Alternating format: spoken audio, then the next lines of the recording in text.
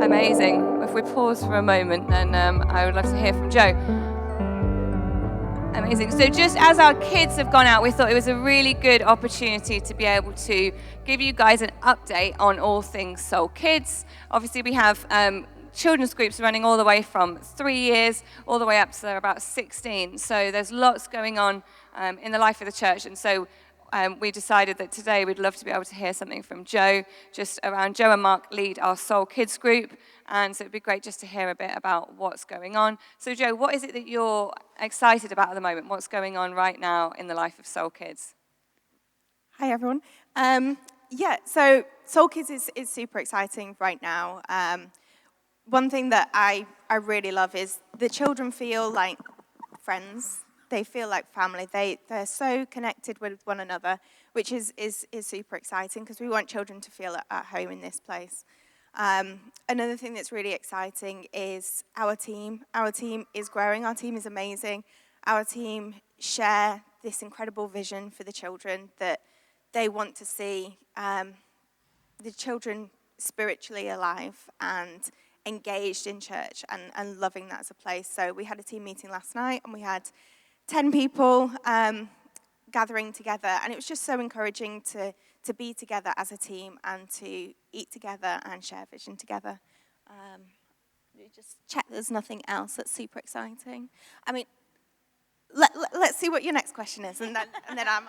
Oh, next question. Okay, my next question, Joe, is what do you see? Like, what's your hopes? What's your dreams? What's the kind of vision for Soul Kids? It's Vision Sunday, so obviously kids are so incredibly important to our church. They aren't just the future of the church, they are the church. And so what are you just excited about for the discipleship of our kids? Yeah, so much. I just think children are so vital to church life. I think God encourages us to come to him as children, and I think there's so much that we can learn from the children, that there's so much that they can offer the church as a whole, and there's so many families here that I think without the children's work, it's a lot of people wouldn't be here because their children are so important to them as us as children of God are so important to God. So I think what we want to see with Soul Kids, Donuts, and I'm sure youth is them feeling like that vital part of the church, that they can actually hear from God. They're not too young to do that, that actually they don't need to have this complicated thing. They can get the gospel at 3 years old. They can understand it, and they can know it, and they can challenge us as adults.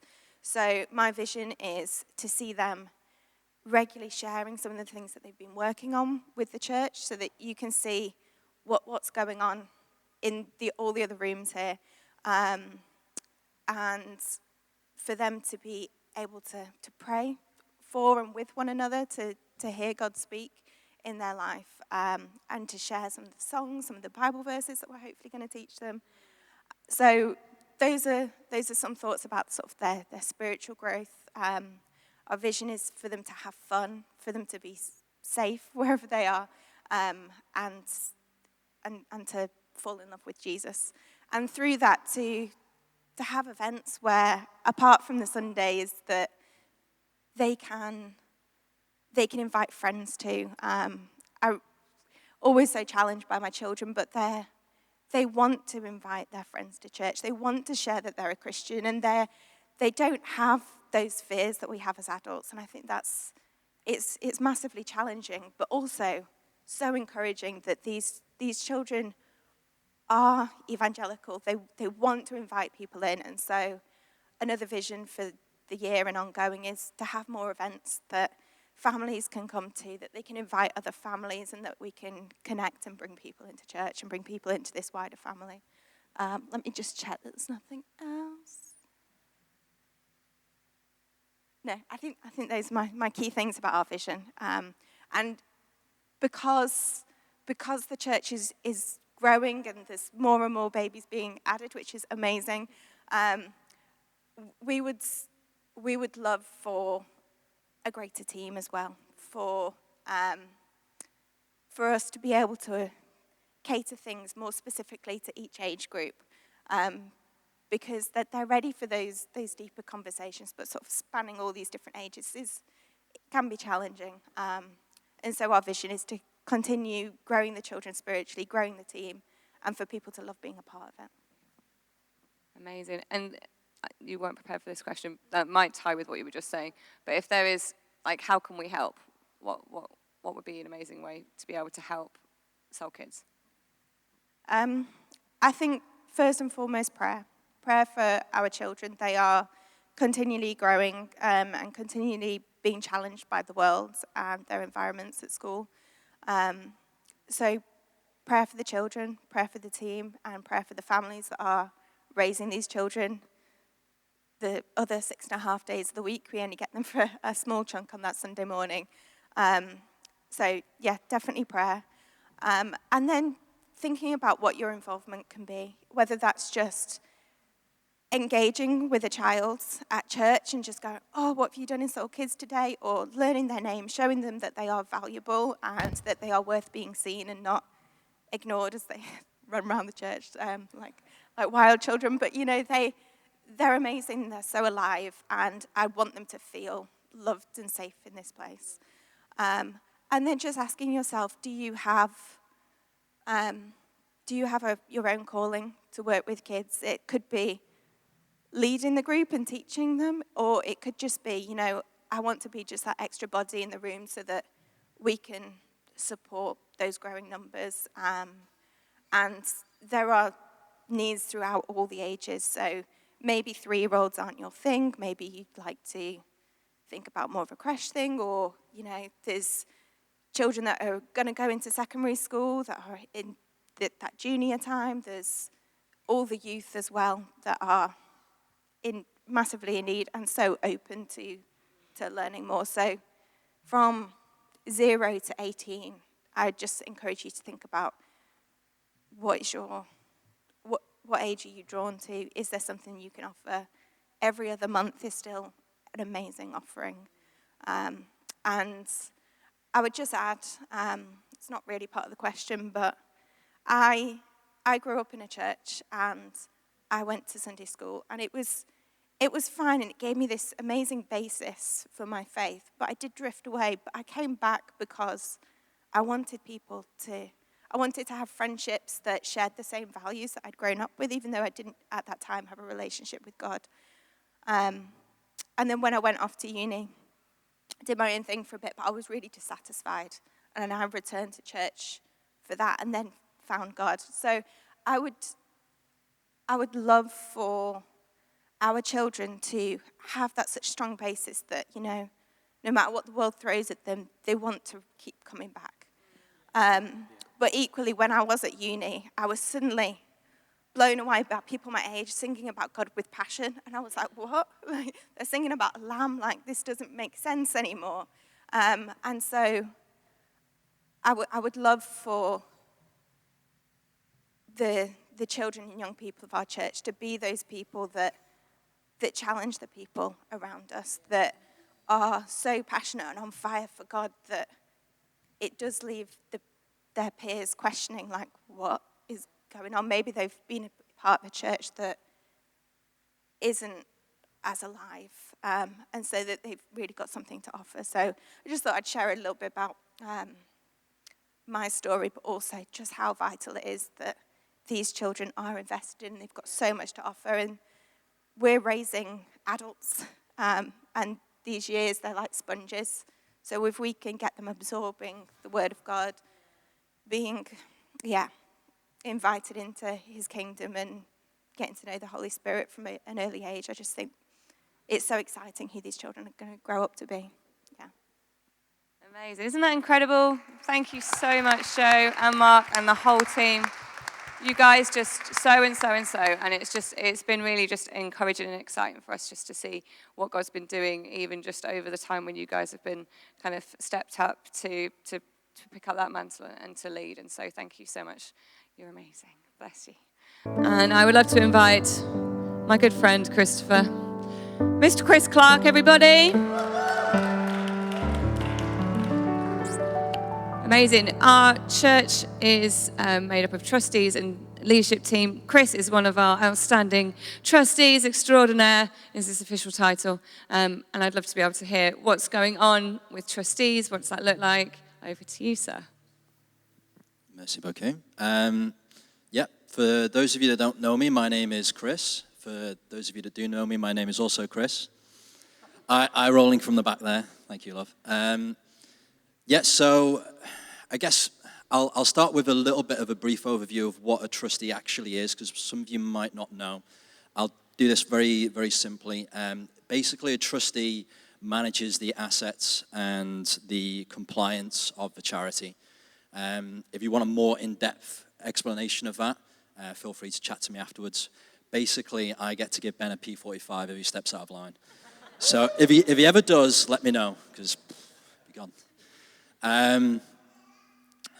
Right, so, they've asked me to give a brief update of where trustees are at. It's been a bit of a season of change for us. In the last year, both Lucy Engels and Ruth Barrett have decided to step down as trustees. Previously, also Phil Rust has also decided to step down, leaving just myself and Ben. We would like to publicly take this opportunity to thank them for their efforts, for their service to Salt. Thank you. Yep.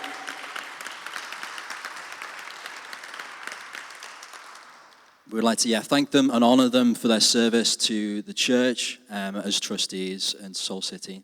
They've been brilliant, they really have. So that leaves us with a bit of a predicament, because myself and Ben are not enough to be trustees just alone. So it's given us the opportunity to kind of take a step back and think about what we can do to be more efficient and effective as trustees, to help serve the charity and to help serve our community here at Soul City. So with that in mind, we've kind of come up with a bit of a better structure, a bit of a better plan and defined roles and responsibilities for trustees moving forward, as well as also having a better communication with the upper leadership team, because I guess part of the trustees' responsibility is to kind of facilitate what the leadership are driving us towards. And so hopefully with that better grounding in place, we can move forward and, like I say, be more effective as trustees. So now that we've got those roles in place, those roles will consist of a guarding and a growth element. I can kind of, I guess, briefly touch on those roles. So we'll have like a HR role, we're going to have a finance role, a property role, and the safeguarding, thank you. Yeah, the safeguarding role. So we'll be looking now to fill those roles, to encourage people to step up, to step forward. If you think that one of those roles is something that you'd like to do, that you'd be interested in serving in that capacity at Soul City, we'd really encourage you to come and chat to myself or Ben. We're really friendly, at least I am. Ben can be, I jest. Come and chat to us. And also be praying as well. Be praying for the leadership team, be praying for the trustees in this new season. It's exciting. I feel like we've got a really good grounding moving forward. But with change, there will be some, I'm sure, complications maybe, but just be praying for us that in this time everything just runs smoothly and this new system goes well. That's pretty much it. Thank you so much. Big thanks for Chris. And again, for those who have been involved in the trustees over the years, it's just such an amazing privilege to do life with these guys and to just have their support and the investment into the church. It's not often seen in official capacity, but it's so felt throughout the church. So just a huge thank you to you guys. Yes, you can take a seat. Thank you. We also want to say a big thank you to Steve Pearson. Can we just give a round of applause so that he can hear us? So he can hear us in donuts. There we go. Steve has been a member of our leadership team. So we have trustees and we have a leadership team. The leadership team, I'll tell you about it in a sec. But Steve has been a member of the leadership team for many, many years and is still very much involved in the life of the church, but has felt that he is choosing to step down from that at this moment in time. So please do say a huge thank you to Steve. Beth is staying on in our leadership team. Big round of applause to Beth. If anyone, can I ask if you are on the leadership team to just stand so that people are familiar with who you are? There we go. We have Mark, Beth, Helen, Ben, myself, as I'm already standing, and then we also have Rachel, who's on maternity leave at the moment, Rachel Dowd. So can we just say a big thank you to our leadership team as well? We try and split it up between trustees, as Chris so greatly explained it, and also our leadership team handle ministry and things that are going on kind of in the life of the church in terms of looking and working out all the nitty-gritty bits and pieces. So please do always come and see us. It's not just me and Ben that do stuff within the church in terms of leading. We are a team, and we do that together.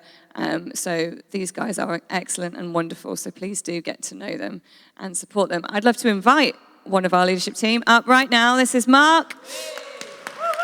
And Mark's mind is brilliant.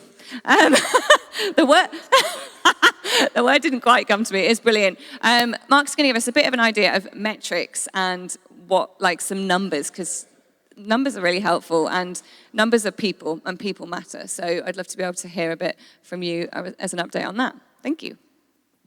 Thank you very much. Yes, so what an exciting title that is, Metrics and Finance. But I can promise you, and I'm going to go as quick as I can, because I know we haven't got lots of time, but if you want to spend more time looking at some of this in more detail, I would absolutely love to go through in more detail.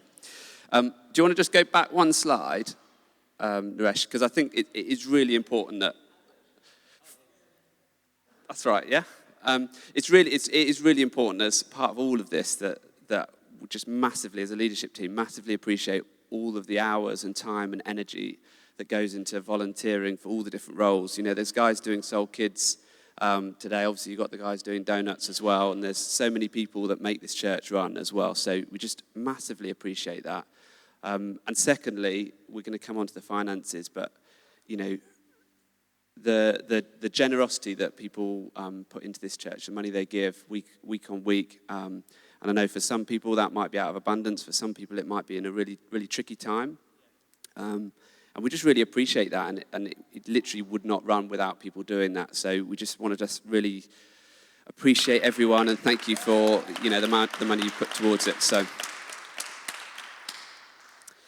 okay, so now onto the numbers and the metrics pieces. So the reason we're going through these is, and I always give this example because it's really helpful. If you go to a doctor and you just said, "Oh, I've got this problem or that problem," and they just went, "Right, I'm going to give you this medicine," and they didn't think to check any kind of your heart rate or do any kind of observations or understand what's going on in your body, you'd be a little bit worried, right? And so when we look at numbers, what we're really looking at is the key numbers in our church that give us an understanding of what's going on. They're not the goals. We don't say aspire to have an optimum heart rate when you go to a doctor. But if your heart rate's off, that might tell you something about something that's going on, right? That's important that we need to understand. So that's why, for me, numbers are really, really important to understand what's going on in our church and are the things that we're trying to do having the effect that we want them to have. So the first one up there is just a little bit about the attendance, right? And I think this is interesting because on the left-hand side there, you can see what the average attendance for the time when we were in the cinema, which some of you guys may have been there for.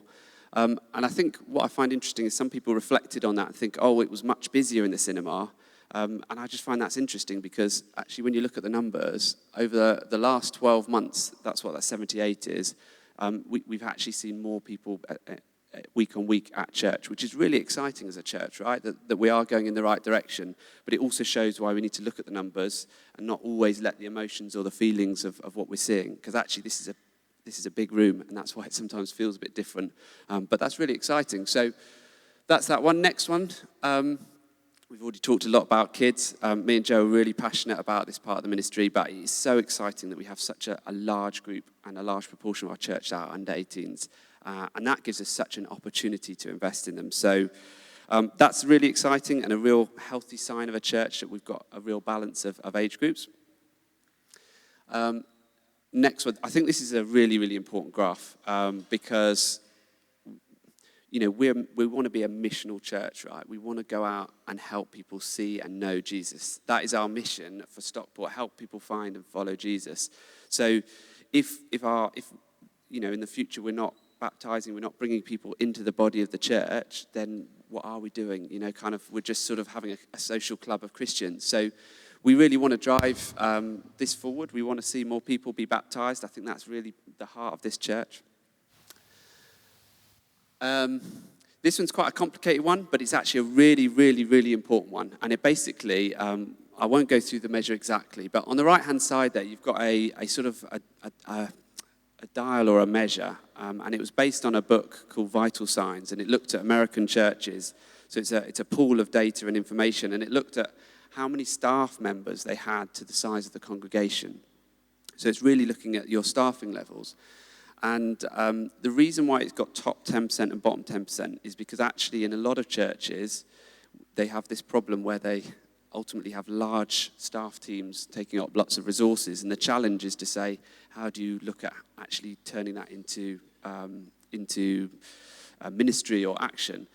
What you'll find is 2 years ago, we weren't even on the graph. We were so high up this graph that we were off that actual metric, because the church was being run on two days of paid work a week, which is not much, you know. And there's not many churches I'm sure people have been to before that doesn't have at least a single full-time employed person at the church. So what this metric is really just saying, where we are now, that 128 there, which is right at the top, is we kind of get a lot bang for our buck out of the people, but actually there's not a lot of paid resource in this church. And I think it's just making sure everyone's aware of what we have available and what we're trying to do with what we've got. Next one, this is another exciting one. So this is about first-time attendance, and I put up there 1.24 is the top 10% score. So again, that's going back to Vital Signs. It's going back to how do we compare to other churches. And any score, I think it's like over 1.1, is a top 10% church. So we actually see lots of new people come to church, and I think that's amazing. And that's really, really important for us to keep that heart of inviting people along, of making this a place where we feel comfortable, we want to invite people in, right? And you can see there that you know, our scores month on month on average is just much higher than that, and that's really exciting. We want to keep that drive, and we want to keep that sort of invitational kind of church feel that we've got. Right, and then this is the last graph. So this is the finances. So what you can see on the left is the income that came through last year, so 2024, and you can see that the majority comes from general giving. So that's why it's so important from my perspective to say thank you, because that's coming from, the majority of that is coming from people sat here in this room. There is a little bit that comes through from the external hire of this building, so that makes a small slice of it. And then going on to the outgoings, you can see there that a large chunk, 40% goes on our staff, and 30% goes on to running the building. We've got 17% that goes into that ministry and events, so that's running Christmas services and any of the sort of ministry outreach things we do. And then finally, we do also like to give, so we give out through the Bless Fund, which is a really important thing. So if there's someone with a need in the community, we can unlock some funds to support them, but also that we give to our mission partners and that we just give generously, because we believe that, you know, we should be giving to those as well. So that's the income, that's the outgoings. I think that is everything I wanted to go through. Let's just check. Is there any more slides, or is that the last one? I think that's the last one. So it's just to say thank you for all of the giving and the service. And if you've got any more questions about any of these numbers or details, I'd love to go through further. And I think going forward, we will try and make sure that we share some of this information more regularly and keep you updated on what's going on so that you can understand and support. Is that right? As an update? Yeah, can we give Mark an even better round of applause than that? Like, that was a lot. There was a lot of good in that report. I think the one that kind of really stood out for me, and just I was fascinated when I was looking at it yesterday, was comparing the two that said about how the church has grown since we've been in St. Thomas's, which is really encouraging. But actually we've grown with slightly less first-time visitors than we did at the cinema. And so what that says is that at the cinema, we were getting loads of people coming and going, "Oh, church in a cinema, let's check it out." And then going, Nah, it's not for me. Whereas we're seeing more people come, connect, stick and stay at St. Thomas's. And so that for me is really important and really encouraging, and I'm really grateful for that. So really the heartbeat of today, we do first fruits every single year, and it's an opportunity for us as a church to be generous. And what you'll see at the end is we're going to have a bucket down here at the front, and people are going to come up. You'll see on your seats these first fruit forms, and it's going to be an opportunity for us to just give over and above and beyond and just be radically generous. It's a spiritual discipline for us. We believe that you can love without being, no, you can be generous without loving, but you cannot love without being generous. That God so loved the world that he gave. And when we love, we give. And so that's why we're doing this. And we invite people to pray and say what's right for you. No obligation, no expectation. It's something that we love to do. And we'll talk a little bit about how we're going to use that money and what it looks like. But I wanted to share a bit more about the heartbeat of the church as well and speak into the vision. And I'll be honest with you, I normally find these kind of talks really, really easy. Like, cut me and I will bleed something visiony about church. And you don't need to kind of get me talking for too long. I get really excited about what is coming up and what I think God is doing. But as I've been preparing for this, it's been dry. It's been tough. It's been hard. And I had a moment this week and I was like, Lord, why is this so difficult? Why am I finding it so hard to know what it is that I should be sharing with the church? This normally just flows. And then on Friday, I was called into a meeting with the Church of England. And they informed me that they've made a decision to sell this building. And that they've given us 3 months' notice, so there's no kind of rush. But that there is an Eastern Orthodox church looking for somewhere ornate. And they said that they were closing the church and that they were going to sell it. And I'll be honest with you, on the one hand, I kind of expected this and I saw it coming. It didn't take me by surprise. But a lot of the time, even when you see things coming, they still hit you, don't they? And Saturday, was it Saturday, Friday? I've lost track of days. It was Friday. Friday, I know it was Friday because I was still tired from a solid game of racquetball with Alex. And I felt frustrated. I felt disappointed. I felt annoyed, like it was only 6 months ago that they'd said to us, the building is yours for as long as you want to stay. No one's ever going to tell you that you need to leave, but we'll create a contract just in case. And so I was a bit annoyed, I was a bit frustrated, and I was like, God, I just need to hear from you. What are you doing? Where are we going? What does this mean? What does this look like? And so I did what I think a lot of us do in those moments. I just went, we've got a dog, I took the dog and I just walked. And I walked and walked and walked, and this poor dog, it was completely wrecked by the end of the walk. I was wrecked by the end of the walk. I fell asleep at 7 o'clock that night. I was so tired. But I just walked and walked and walked, and I was like, God, speak. I'm here, I'm listening. I just need to know what you want to say so that we can lead and move forwards with clarity. I don't really care about the outside situations. I don't care what other people think. I don't care about any of that. I just need to know what you want to say. And I find it really fascinating, and this happens to me in life again and again and again, which are the times that I most want God to tell me what to do. He doesn't talk about that. He talks about who I am. I'm like, where do you want me to go, Lord? And he says, I love you. You're a good son or you're a good daughter. And he speaks into who I am. And as I was praying about this, I felt like God just started to speak about who we are as a church and what it means to be Soul City. And he took me back to the first night of Soul City.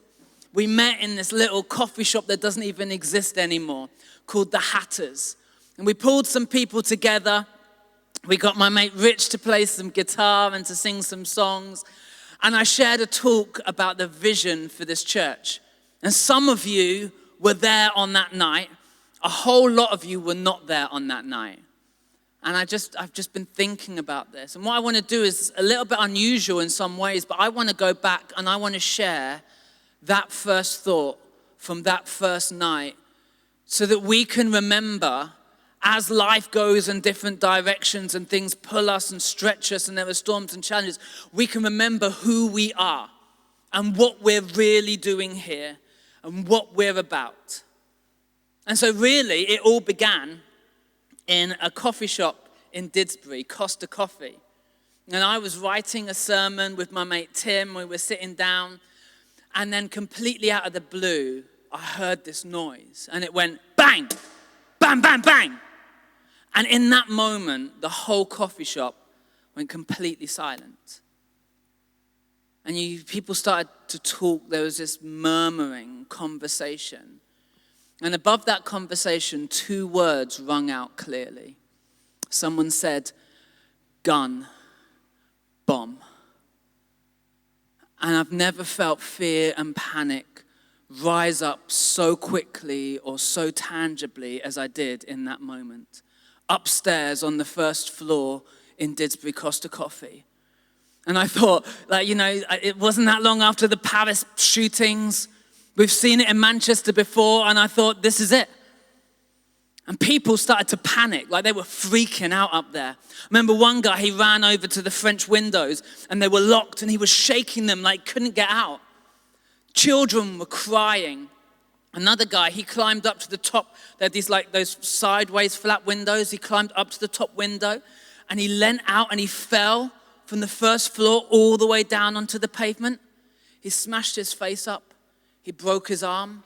I watched him and I thought, this guy's going to be the survivor. He's going to be the one of us that makes it. And I just stood there waiting, making my peace. Lord, if my time is now, this wasn't what I thought it was going to be, but I guess I'm ready. And all I could picture in my mind was, do you remember those London buses in the terrorist attacks with the tops blown out? Is all I could see. And I just thought, this isn't how I thought we were going to go. And it's kind of embarrassing even to think about this, but as I was sitting there, standing there, people freaking out all around me, I thought to myself, what would a real church leader do? Not like a fake one like me, a counterfeit church leader who's afraid upstairs in Costa. What would a decent church leader do? And I thought, well, if I was really a decent church leader, I'd probably do something really exciting. And I would go down and I'd speak to them and say, that's not a gun in the Holy Spirit. And it would turn into, I don't know, something would happen. It'd be amazing. And so I was like, well, I should probably try and do that then. And I found myself walking to these stairs, and I stepped on the first one, and as I did, no lie, a lady grabbed my arm, and she was like, my husband is down there. Can you make sure he's okay? And I was like, yeah. And I walked down, terrified. Every step, praying in the Holy Spirit, silently in my head, Lord, help me. I don't know what I'm going to see. I don't know what it's going to be like when I get down there. And I got to the bottom of the stairs, and I went round the corner, and honestly, it was shocking. Everyone was sitting there drinking tea and coffee and eating cakes like nothing had happened. Like they were oblivious. We're panicking upstairs. They're entirely oblivious downstairs. And I was like, what's happened, guys? Terrorist attack. And they said, oh, no, that was some kids. It was just a prank. There's nothing wrong here. There's nothing happened. And they were like, why? What did you think? And I was like, we didn't think anything. And so I went back upstairs and I said, everybody, it's okay. And it was amazing how quickly, the masks went back down on people's faces. And everyone sat down and went back to their conversations, apart from the one guy outside who had an ambulance come and pick him up and take him away. And every few minutes you heard someone kind of laugh to themselves. Aren't we all silly? We're silly people who thought something that wasn't true. But that moment, that day, it completely transformed how I thought about absolutely everything. And it taught me 3 things that I shared on this first night and I want to share with you again. And the first one is this.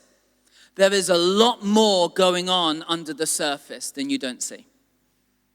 I think that the truth wasn't that we thought there was a terrorist attack and then we were suddenly afraid. The fear came too quickly and too easy. It was already there beneath the surface.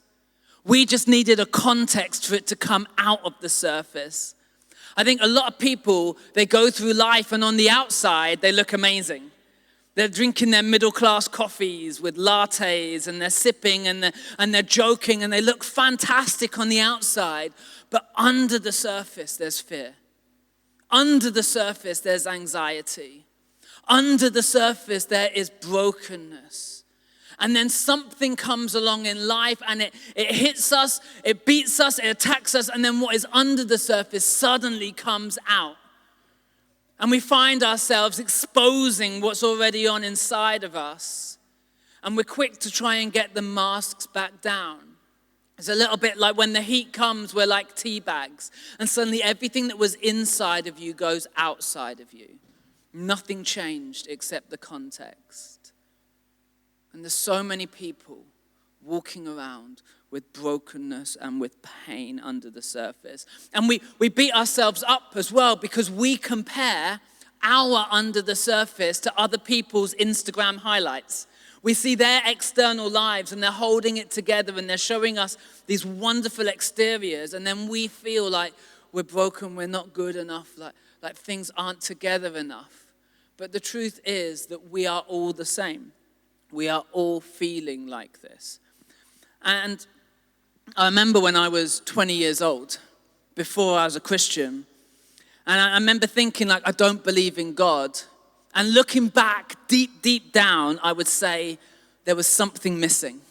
I don't think I'd say that out loud. I wasn't walking around with my mates going, hey, Tim, something's missing in my life. How are you doing? It's a bit weird, but deep down, if you were to really dig deep and get me on a deep day, I would have admitted there's something missing in my life. There's something that is just not quite right. And I had this hole and I tried to fill it with all kinds of things. I tried to fill it with girls. I tried to fill it with money. I tried to fill it with drugs. I tried to fill it with anything that I could that would fill that hole, and nothing worked. And people might talk to me about church, and I would look at church and I would think, why would I go to church to try and fill that hole? Church has nothing for me. I would have said church is either that place where people wear sandals and they drink tea too much and listen to bells, and it's got nothing to do with my life. Or maybe church are the people who use caps lock too much on social media, and they've got nothing to do with my life. And I found myself feeling like there was something missing and something wrong, and not knowing where I could look to find it. And I find now, as the local church, we're supposed to be the hope of the world. We're supposed to be the ones who have a better story. We're supposed to be the ones who are telling people that it's all going to be okay. And just like me and Costa Coffee, I think too often we find ourselves in exactly the same situation, feeling exactly the same anxieties and exactly the same fears. We stand there waiting, hoping somebody else will come and bring the solution, hoping somebody else will come and tell us how it is all going to be better. We waste our lives drifting day after day after day, waiting. And I don't want to look at the world and say somebody should do something about this problem. I don't want to be in a church that just exists, that just maintains, that just waits while there's challenges outside of us. I want to be the kind of church that stares at the gates of hell and says, they shall not prevail while we are here. We're going to make a difference. We're not going to just drift through this life waiting. The second thing that I learned in that moment in Costa Coffee was that what you believe dictates every aspect of your life. The quality, the impact, your fruitfulness, your mental health, your experience, it all flows from belief. You see, it didn't actually matter whether or not the bomb was true. What matters was that we believed it was true. That guy didn't jump out of a window and smash himself up because of a fake bomb. He jumped out of the window because of a belief. And when we truly believe something, it transforms everything in our lives. Your behavior and your beliefs are interlinked. What you believe most is what matters most about you. If you want to see what somebody truly believes, all you have to do is look at their behavior. Look at the way that they live their lives. Look at the faith steps they do or don't make. Look at the generosity they do or don't have. The relationships they are or are not forging. It all flows from our deepest beliefs. And when I look at the greatest problems in our society and I see homelessness, I see kids growing up in broken families without fathers or without mothers. I see poverty. I see abuse. I see alcoholism. I see depression. I see insecurity. All of these flow from our beliefs. And if we want to fix the problems that we see in our society, we have to go deeper. It's a little bit like breaking your leg and getting given paracetamol. Yeah, it will make it stop hurting for a while, but you've got to fix the root problem. Otherwise, it will come back again and again and again, and it will never be solved. We cannot waste our lives just trying to deal with symptoms. We have to look deeper. And this is what I think sin is, I think that every sin flows from belief. Sin is when we believe a lie. We believe a lie, and we might not even realize we're believing a lie. Like you look at something like an affair, and really what the belief is that I believe that I deserve to be able to have any relationship that I want when I want to. It's not true, but that's what I believe. Or maybe I believe that I'm entitled to experience what I want when I want it. And it's a lie, but it's a lie that we believe. And so much of the restoration in our lives is actually about confronting the lies and replacing them with the beliefs that are going to help us. 1 John 4, 9-10 says this. This is how God showed love among us. He sent his one and only Son into the world that we might live through him. This is love. Not that we have loved God, but that he has loved us and sent his Son as an atoning sacrifice for our sins. What this passage is saying is that we cannot just change this world by ourselves. We cannot just try harder. We cannot fix the mess that we see outside of us. It doesn't start in us. We are not the solution. It starts in God. We know love because God loved us first. We know healing because God died so that we could have an atoning sacrifice. This is what grace is. God sent his Son Jesus for us. We were dead, but now we're alive. We were lost, but now we are found. We were blind, but now we can see. Not because we worked it out, but because he came to us first. Because he rescued us. And the love of God compels us. That's why we talk about adventure encounter together. The encounter bit is so vital. Because if you're not praying, if you're not worshiping, if you don't have a relationship with God, there is no source for the love to come from, through, and out. You will just end up tired and burnt out and weary. The hope that we have flows from God. We cannot ignore the darkness, but equally we cannot ignore the light that will come to dispel that darkness. And that's why we say our vision is Jesus. He is at the center of absolutely everything. He is our foundation. He is our trust. He is the platform that we build everything upon. He is at the center of it all, and we would do nothing. We would refuse to do anything without him. It is all about Jesus, and it will always be all about Jesus. What you believe is the most important thing about you. And then the third thing that I learned that day in that room was that all it took was for one person to enter a room with a message of hope to completely change the atmosphere. It just takes one person to say, I refuse to muddle my way through life. I refuse to just sit here. I refuse to wait. I refuse to watch other people go about their lives when I have this incredible gospel. I have this incredible good news. I have this hope that people are longing for. One person with a message of hope. You know, your comfort zones, they don't keep you safe. They keep you small. They keep you restricted. They keep you limited. And so often what we look for is something which is just going to make me feel better right now. Whereas God is saying, my vision for your life isn't small, it is big. It is wonderful and it is impactful. Whatever is inside of you, the dream that God has given you, the hope that he has sown into you, it is not meant to stay in you. It has to be shared. And it's why as a church, even to this day, we're not about just holding on to what's happened in the past.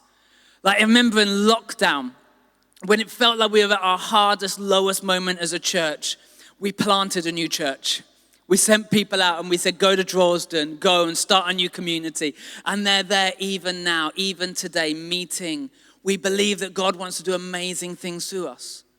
We don't hold on to safety blankets. We don't stay in comfort zones because we live in a world that is desperately in need of Jesus. It compels us. The love compels us to go and to share and to bless and to encourage. We do not have the luxury of just staying and building a church for ourselves. There is so much more. And these are the words that I wrote on that day. This is what I said. I said, as I stand here at the beginning of a new season, the beginning of a new church, a new movement, and I look forwards, I have dreams of what I believe God will do.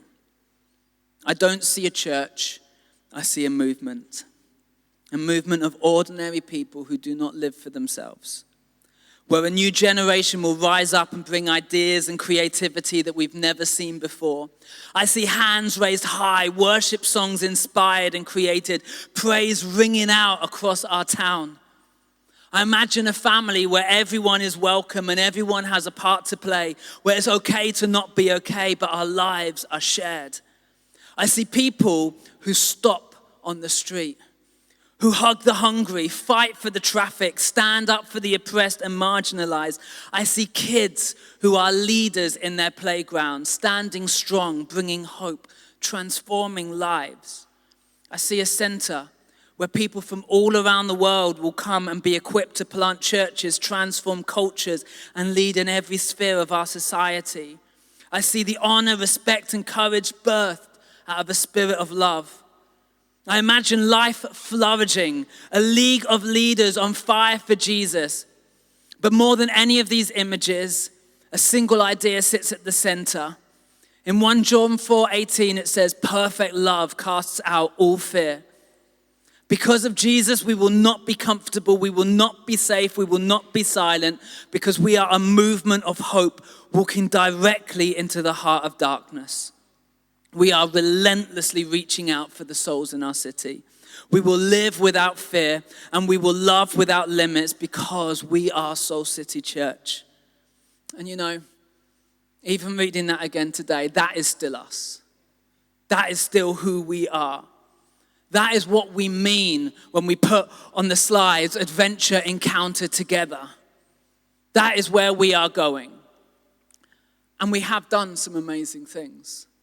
We have seen God do fantastic stuff. Those baptisms, phenomenal. The number of people who have come and said, I want to make a decision to follow Jesus. The number of people who have come, we've invested in them and developed them and then sent them out to other ministries. What God has done through us is so incredible. And it has been an honor and a privilege to follow him through season after season. And it hasn't always been easy, right? Like there have been problems. I was thinking that Emma shared the other day from Jonah, and she was preaching on Jonah chapter 2, and Jonah had walked the wrong way and he'd gone down into the sea, and this big fish had come and swallowed him up. And she shared how sometimes a problem is actually a platform. Or actually something that looks bad in your life or something that comes against you is actually God's way of repositioning you and placing you in a place for impact, placing you in a place where he's going to use you for great things. And we have seen that time and time again with venues for our church. You know, we planted in this tiny coffee shop, and after even a few months, we were like, this doesn't work, there's nowhere for the kids. And then God moved us into a cinema. And we were like, we are so cool. We're in a cinema. This is amazing. And we tried to get all of the things in place. And we outgrew one screen and we moved. And we outgrew another screen and we moved. And we got a phone call one day from the cinema saying we're going to double the rent. And we were like, we just can't afford that. There's no way we can stay here. And I remember feeling anxious and feeling worried, like, where do we go from here, God? And then 2 weeks later, the pandemic came and no one could meet anyway. And we found ourselves with this goose chase of finding a venue, and we found ourselves with this amazing opportunity in the mill. And it was the first time we'd ever had our own space. And it was exciting, right? The space was so much better than the cinema. We could do what we want. We had this fantastic room. It was cool. It was so cool, but it was also cold.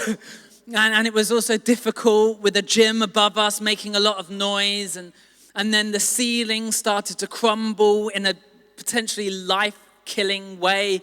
And we had to suddenly leave. And we found ourselves like unable to meet there anymore. And I was like, okay, God, what are we going to do?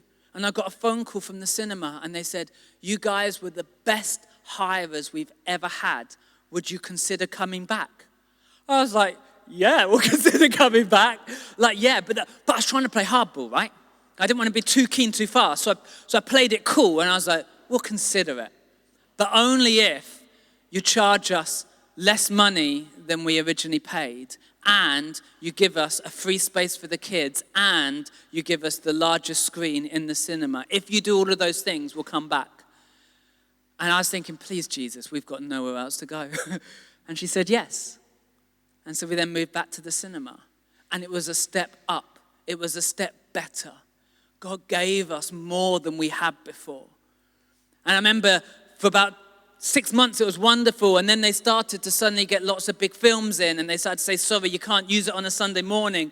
And I'm sure a lot of you remember we started to have to make up random plans to work out what we were going to do. And we were like, this isn't going to work. We can't stay here, Lord. This just isn't right.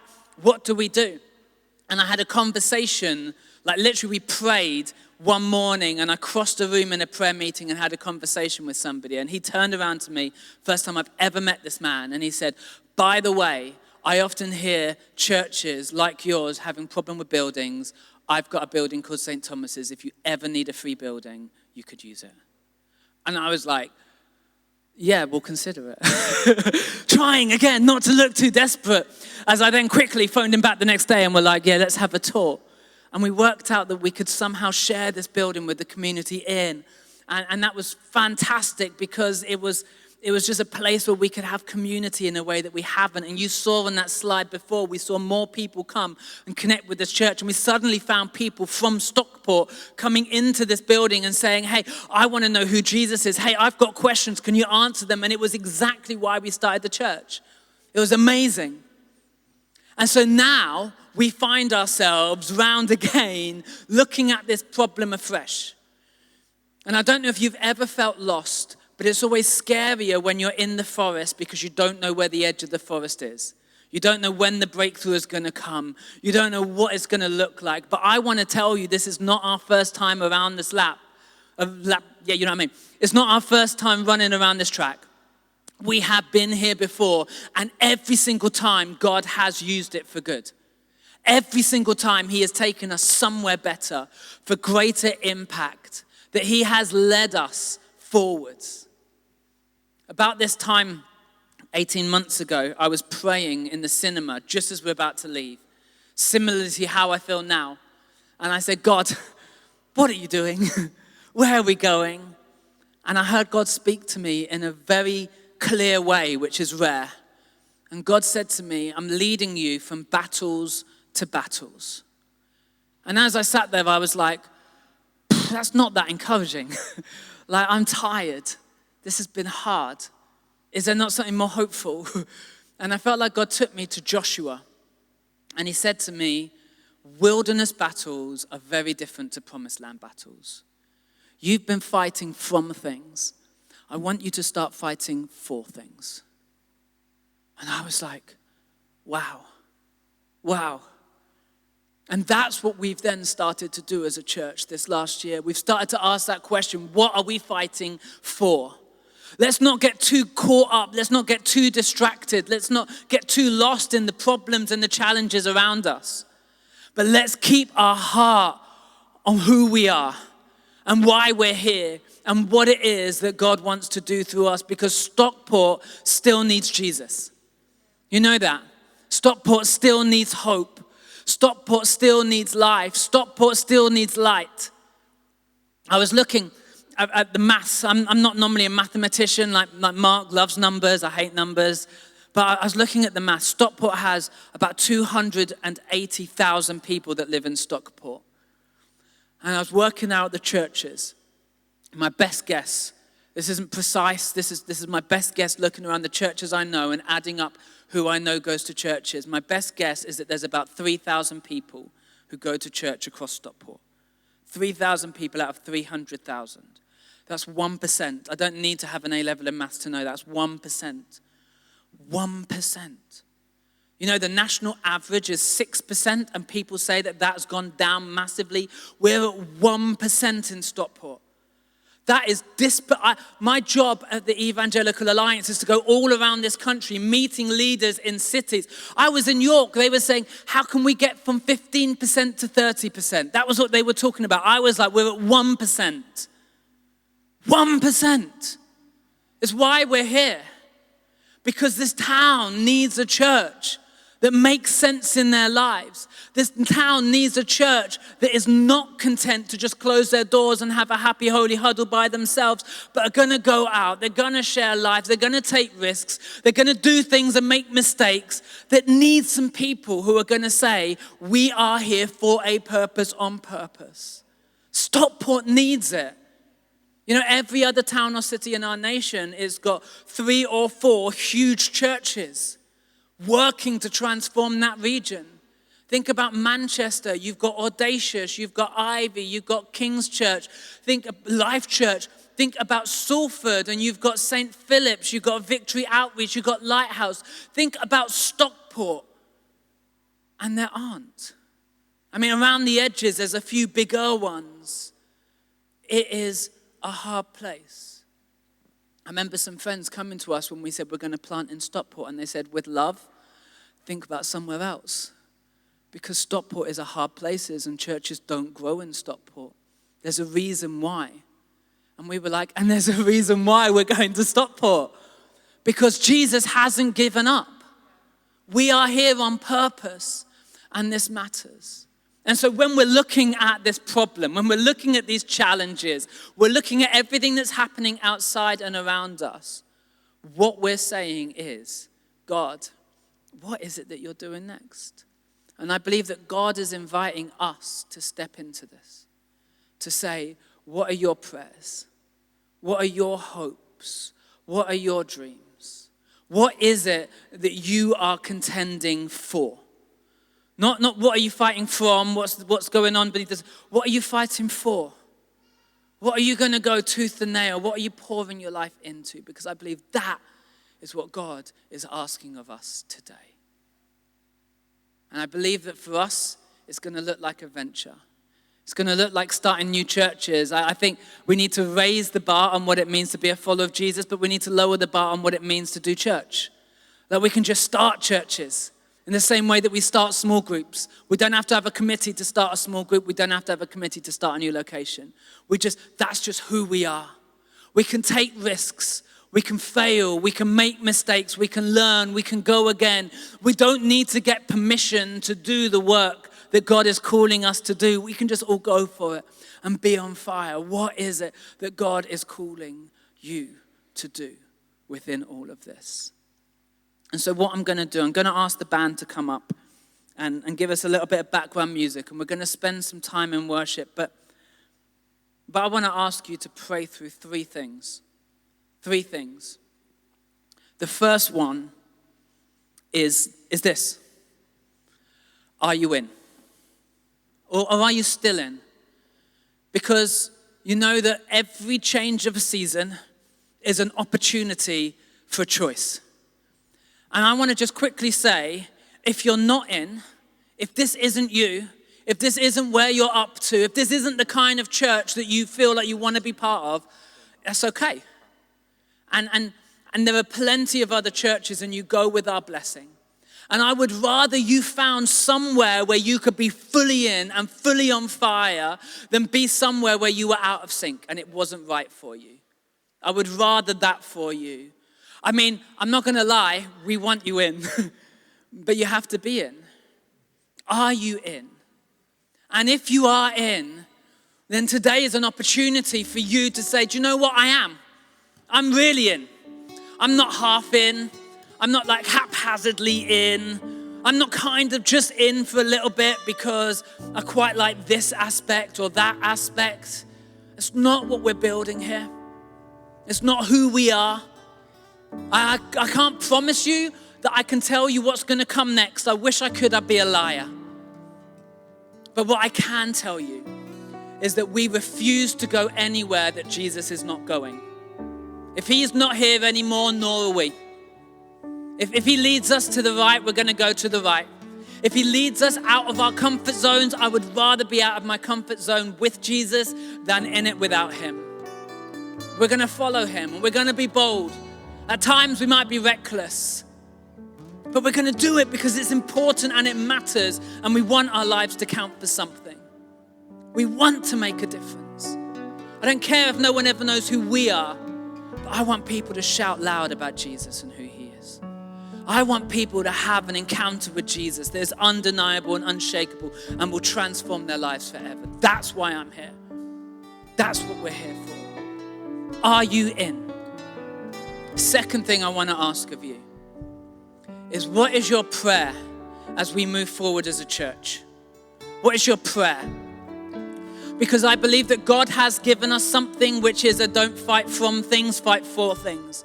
That he invites us to participate in it. He invites us to speak and say, this is what we want to see happen. He invites us to do that. What's your prayer? And I've got a whiteboard. I'm going to bring it over to the center and I'm going to ask you to come and write your prayers on this whiteboard. They're not your private prayers, they're our community prayers. If you're not in, you can stay, you can worship, you can pray and pray your prayers, and I invite you to do that. We'd love that. But what I'm asking is for people who are in to write their prayers. It's an I'm in prayer kind of a thing. And so I want you to write your prayers. It might well be, Lord, we want you to move us somewhere that's warmer. Like, that's okay, you can write that. But hopefully it's going to be something that speaks about this heart inside of us. Adventure, encounter together. Building lives on fire, community, generations transformed. What is your prayer? And then the third thing I'm going to ask of you is that as part of this process, we're going to be pulling together a team of people who are going to be praying, searching, researching, having conversations and working out what we're going to do next. And if you would like to be part of that, I want to give you an invitation to come and speak to me or to speak to Emma after the service, to say, hey, I can give up some evenings, I can do some work outside, I've got some connections or some expertise, or I'm just a really good prayer. But whatever that is, you have an invitation to that as well. So I'm going to leave the band to play. I'm going to move this to the middle, and I want to give you a moment for yourself. Like there's no pressure, there's absolute freedom here. But if and when you feel it's right, I want you to come, grab one of these pens on this and start writing down any prayers that you would have for what God is doing next. We can prophesy the future that he is leading us to together. Amen? You in? You up for this? You got this? We're good? Brilliant.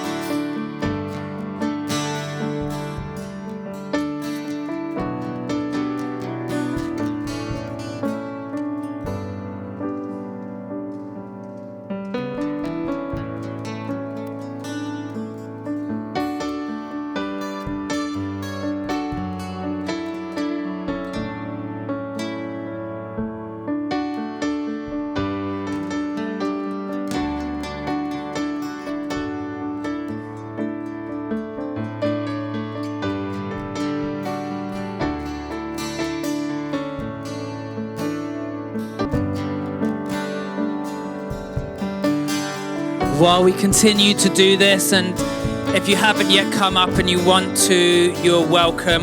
There's not a rush. I kind of appreciate that you might want to sit and pray about what you want to pray about, and I recognize that too. And I think that prayer is powerful and really important. But I also think that God calls us and invites us to lean in other ways too. And that brings me to the first fruits offering today. We put this in the diary for today with no idea what was coming up, what was going to be happening, what we would need to speak about around this. But it feels to me like a really right timing. It feels to me that this is a significant moment for us. And what we try and do every year with our first fruits is to use it for something that we think matters. We've used it to invest in the kids ministry one year. We've used it to feed the hungry, we created a blessed fund where we resourced people and gave away money for all kinds of different things. One year we used the money to kickstart a new staff position. We've used it for loads of amazing different things. And this year, what we need to say with this money is that this is going to be our foundational money that is going to help us to step into these prayers. So as we're looking for a new building, this is going to be what we use. This is what we're going to use to look for somewhere. This is going to give us a little bit of an understanding of where we can go, what we can't go, what it means. And so all the money that comes in this year, we're going to put some of it into the Blessed Fund to keep that going because it's amazing. But most of it we're going to use to be looking for this next space for us as a church, a space where we can dream bigger dreams and have greater impact for Jesus in our town. And what I'd like to invite you to do, if this is something that you feel is right to contribute to and that you want to be part of this year, we have these little cards or little bits of paper around, and this is a pledge.